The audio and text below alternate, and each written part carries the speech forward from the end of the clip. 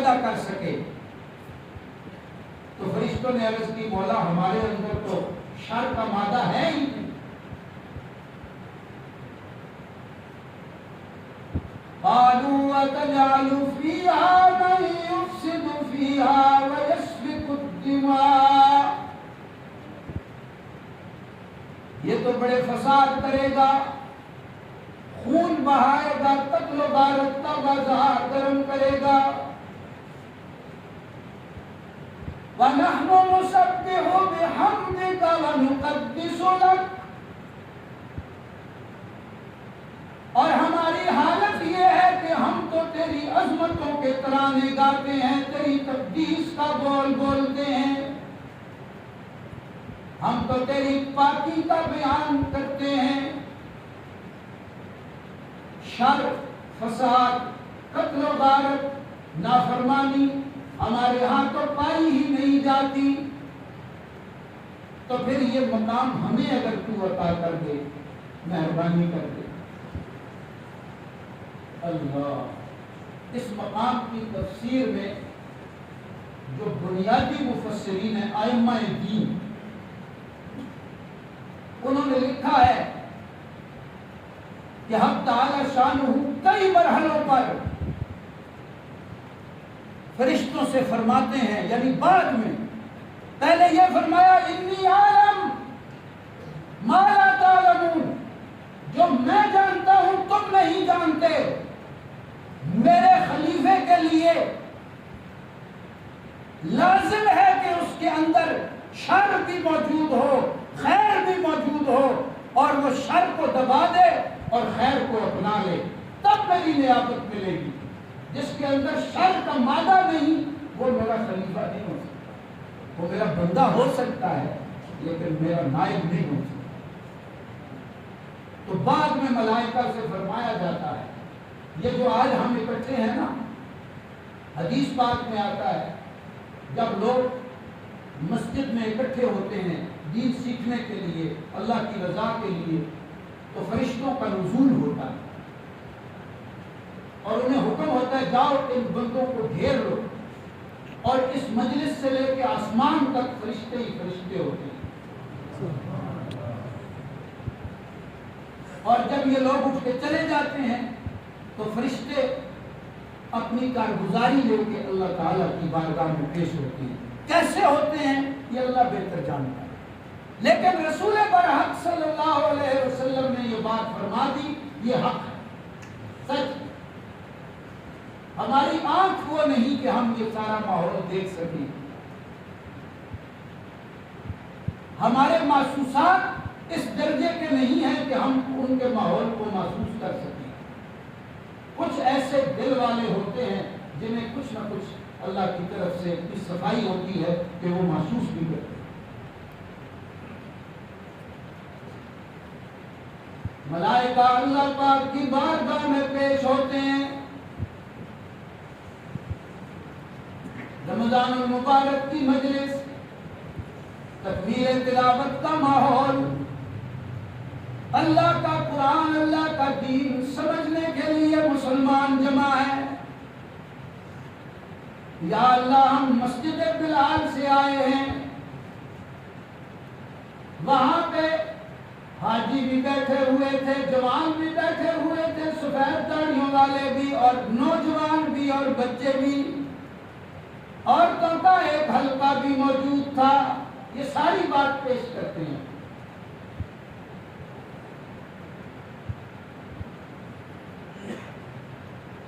خلاصہ یہ ہے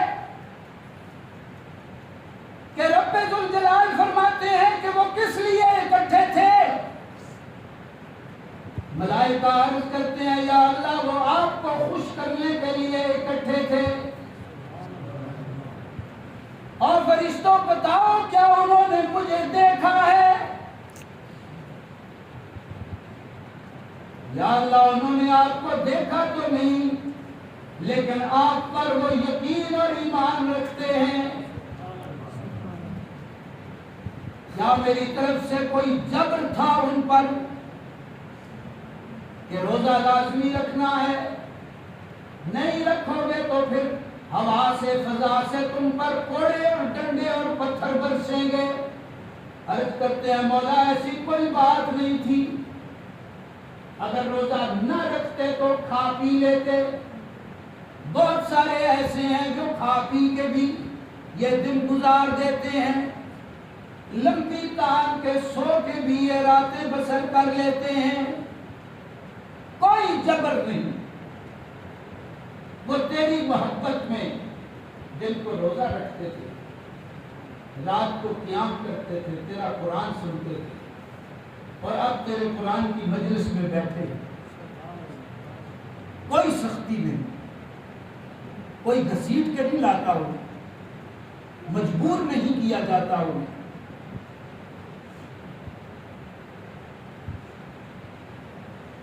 تو حق تعالیٰ فرماتے ہیں تمہیں اب سمجھ آئی ہے کہ میں نے کیوں ان کو اپنا نائب بنایا۔ یا اللہ کئی جوان ایسے ہیں جو اپنی حسین بیویوں کو گھر میں چھوڑ کر مسجد میں اعتکاف کیے ہوئے ہیں۔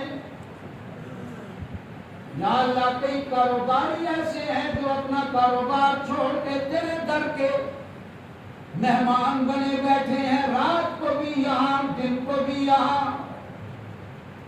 کوئی تجھ سے معافی مانگ رہا ہے، کوئی تجھ سے التجائیں کر رہا ہے، کوئی تیرے سامنے جبین نیاز رگڑ رہا ہے، کوئی تیری تسبیحات میں لگا ہوا ہے، کوئی تیرے محبوب پہ درود پاک پڑھ رہا ہے۔ مسجد کے پاکیزہ ماحول میں بغیر کسی جبر کے وہ سارے آئے ہوئے ہیں، انہوں نے اپنی خواہشات کو دبایا ہوا ہے، اس لیے کہ تو راضی ہو جائے، تیرا محبوب خوش ہو جائے۔ رب ذوالجلال فرماتے ہیں بس سمجھ جاؤ، میں نے جو ان کو اپنا یہ نیابت کا اعلیٰ ترین منصب و مقام عطا فرمایا وہ اسی وجہ سے عطا فرمایا ہے کہ یہ بغیر کسی جبر کے مجھے خوش کرنے کے لیے آ گئے۔ حضرت آدم علیہ السلام پہلے انسانیت کا جو آغاز ہوا ہے، ہماری نسل کا جو آغاز ہوا ہے وہ کس ہستی سے ہوا ہے؟ آدم علیہ السلام سے۔ اور آدم علیہ السلام کون تھے؟ اللہ تعالیٰ کے پہلے پیغمبر۔ عالم ارواح میں اور مرتبے اور مقام میں اور اپنے نور کے اعتبار سے جو پہلے پیغمبر ہیں وہ ہمارے آقا نبی کریم صلی اللہ علیہ وسلم، یہ الگ موضوع ہے۔ لیکن ظاہری ترتیب میں جو پہلا وجود بنا وہ آدم علیہ السلام کا ہے۔ میرا اور آپ کا جو سلسلہ نسب ہے وہ آدم علیہ السلام سے۔ میں بھی آدم علیہ السلام کا بیٹا ہوں، آپ بھی آدم علیہ السلام کے بیٹے۔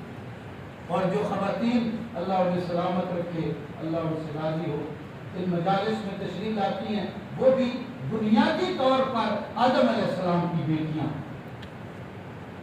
تو ہمارا بنیادی نسب ایک، یہ بعد میں چودھری بن گیا، خان بن گیا، ملک بن گیا، یہ پہچان کے لیے، مگر نہ ہمارا جو اصل تعارف ہے وہ یہ ہے کہ ہم آدم علیہ السلام کی اولاد ہیں۔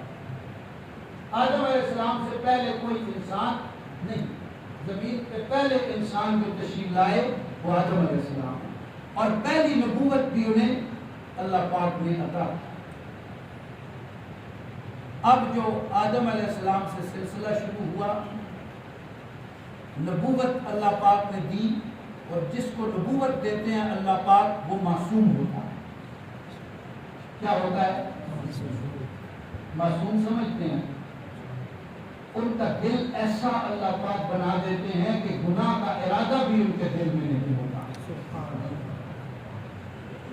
ان کی نیت میں بھی گناہ نہیں آتا، ایسا ان کا دل پاک اور صاف ہوتا ہے۔ جو انبیاء کرام کی انگلی اٹھاتے ہیں نا کہ یونس علیہ السلام نے حکم توڑا، آدم علیہ السلام نے نعوذ باللہ حکم توڑا، فلاں پیغمبر علیہ السلام نے، موسیٰ علیہ السلام نے کشتی کو مار دیا، یہ بڑے بدنصیب ہے، اس میں مشیت الہی ہے۔ آدم علیہ السلام جب درخت کے قریب گئے تو نیت نہیں تھی، لم نجد لہ عزما۔ موسیٰ علیہ السلام نے قبطی جو ظلم کر رہا تھا بنی اسرائیل پر، اسے مکہ مارا تھا، مارنے کے ارادے سے نہیں مارا۔ یونس علیہ السلام اپنی قوم نینوا سے ناراض ہو کے گئے، اللہ کے دین کی وجہ سے لوگوں سے ناراض ہو کے گئے کہ یہ اللہ کی توحید نہیں مانتے، تو اس میں ان کی نیت یہ نہیں تھی کہ میں اللہ کو ناراض کر رہا ہوں، نیت یہ تھی کہ میں اپنے رب کے لیے ان کو چھوڑتا ہوں، میرا رب مجھ سے راضی ہوتا ہے۔ نبیوں کی نیت میں کبھی بھی برائی نہیں ہوتی، اور ان کے وجود سے بھی کبھی کوئی گناہ سرزد نہیں ہوتا۔ یہ مطلب ہوتا ہے معصوم کا۔ مسئلہ نبوت سمجھ رہے ہیں؟ تو یہ انبیاء پاک ایسے ہوتے ہیں، ان کو اللہ تعالیٰ نے ایسا دل دیا ہوتا ہے کہ اس دل پہ اللہ پاک وحی فرماتے ہیں۔ یہ خاصیت ہے ان کی۔ اس وحی میں کیا ہوتا ہے؟ اللہ رب العالمین اپنا پیغام دیتے ہیں، اور پھر ان کے ذمہ ہوتا ہے کہ وہ لوگوں کو بتا دیں کہ اللہ رب العالمین کا یہ فرمان ہے، یہ پیغام ہے، اور اس میں یہ ہوتا ہے کہ اس پیغام پر پہلے وہ خود عمل کرتے ہیں۔ یہ نہیں ہے کہ دوسروں کو کہتے ہیں تم کر لو اور میرے لیے نہیں ہے، نہیں، سب سے پہلے وہ خود آمن الرسول بما انزل الیہ من ربہ والمؤمنون، پہلے خود وہ مانتے ہیں، اس پہ عمل کرتے ہیں، پھر کہتے ہیں کہ ایمان والو تم بھی اس طرح کرو۔ یہ جو وحی ہے یہ انبیاء کا خاصہ ہے، اور وہ جو غلام قادیانی بے ایمان میں کہا کہ وحی ہوتی ہے، وہ بکواس کرتا تھا، جھوٹ بولتا تھا، اس لیے کہ رسول اکرم صلی اللہ علیہ وسلم کے بعد کوئی نبی نہیں۔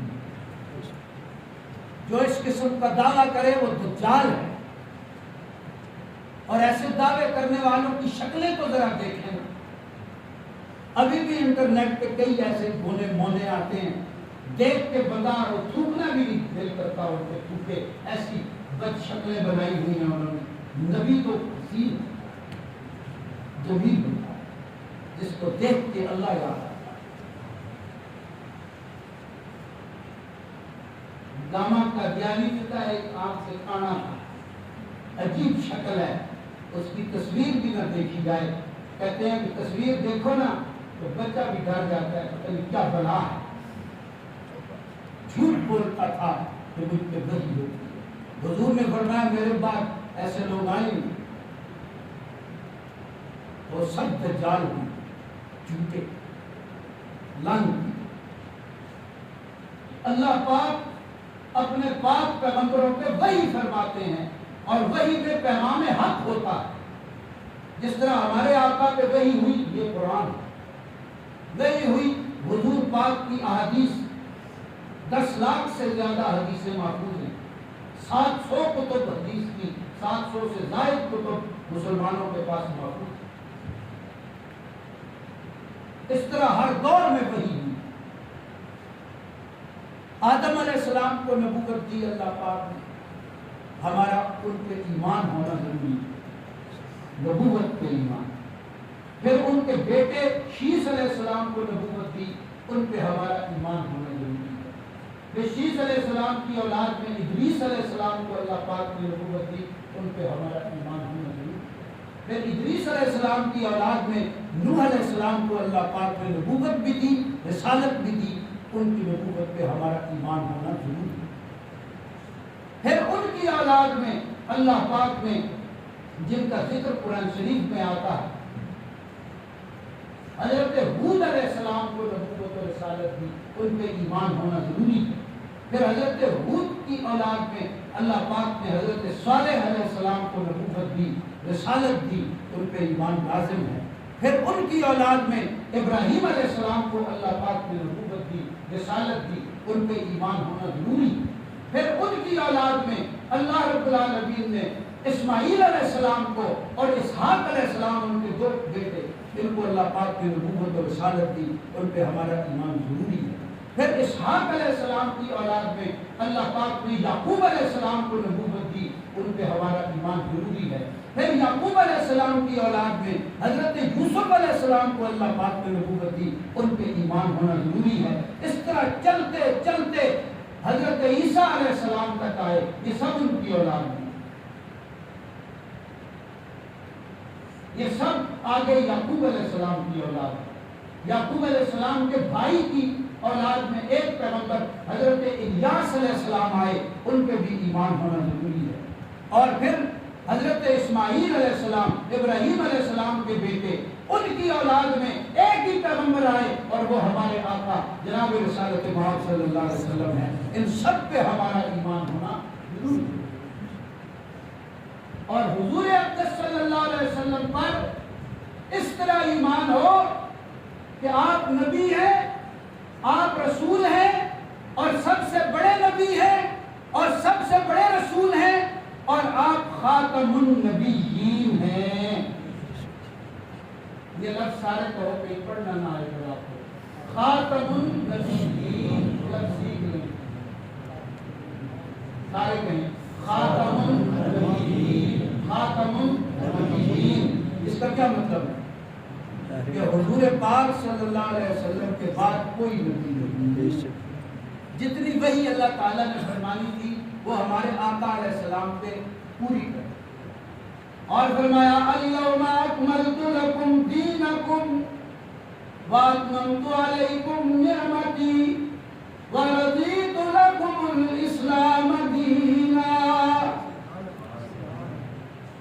حضور علیہ السلام کی نبوت پہ جو ایمان لائے اس پر لازم ہے کہ وہ آدم علیہ السلام سے لے کر حضور اقدس صلی اللہ علیہ وسلم تک سارے پیغمبروں، سارے رسولوں پہ ایمان رکھتا ہو۔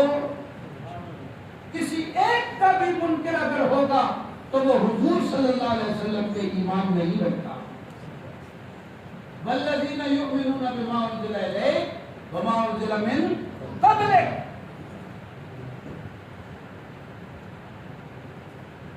نبوت پہ ایمان کا مطلب یہ ہے کہ نبی علیہ السلام جو عقیدہ بتا دیں گے ہم وہ عقیدہ رکھیں گے،